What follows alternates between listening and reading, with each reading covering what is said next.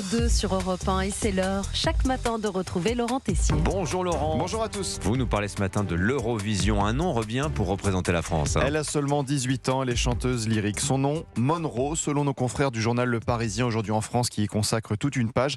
Elle sera notre représentante à l'Eurovision le 16 mai prochain à Vienne, après Louane l'an dernier. Monro, son nom ne vous dit sûrement rien. La chanteuse avait participé à l'émission Prodige sur France 2, programme qu'elle avait remporté en janvier 2025 avec sa voix incroyable.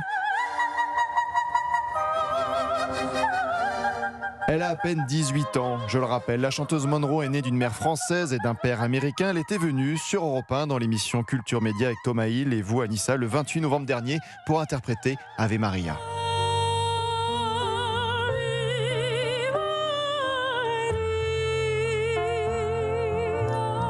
Un mélange de douceur, de puissance et je vous assure, dans cette période où l'actualité est très difficile, anxiogène, la musique fait un bien fou, apaise, sa voix hors du commun est un don du ciel tout simplement. Je chante depuis 10 ans maintenant, j'ai commencé quand j'avais 7 ans et demi, c'est mon père qui m'a vraiment inspirée à commencer et quand j'ai commencé avec la musique classique et j'ai jamais voulu arrêter. Monro a chanté au Vatican en novembre dernier, une tournée prévue dans les églises et cathédrales de France. Elle avait parlé de sa foi sur CNews avec Pascal Praud le 4 décembre. Oui, je suis très croyante, j'ai toujours été depuis que je suis très jeune.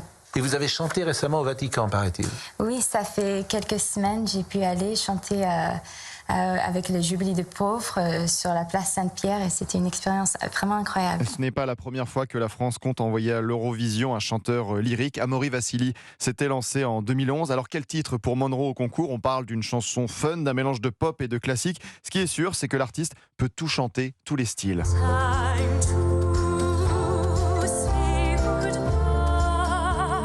France Télévisions n'a pas encore officialisé la présence de Monro à l'Eurovision. La responsable de la délégation française a prévu, je cite, le journal Le Parisien aujourd'hui en France, de le faire elle-même en fin de semaine. Mais s'il vous plaît, France Télévisions, ne faites pas marche arrière au dernier moment. Je sais que nous n'avons pas toujours été copains, mais oublions les querelles. Là, vous tenez le bon choix.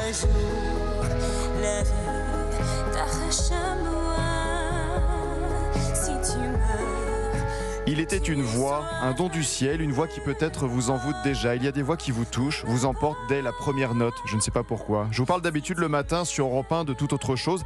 Mais là, je voulais vous partager ce coup de cœur. Nous attendons tellement une victoire depuis 1977 et Marie-Myriam. Alors oui, je soutiens Monro pour l'Eurovision.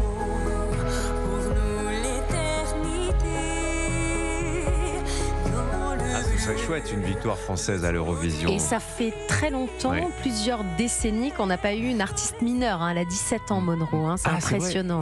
Laurent a dit 18, je crois. Non, Elle va avoir 18 ans. Elle va avoir 18 ans. C'est impressionnant, son parcours. En tout cas, c'est à retrouver sur le podcast Europe 1. Vous pouvez retrouver l'émission Culture Média. C'était quand, vous m'avez dit? C'était fin novembre? 28 novembre. Le 28 novembre. Voilà.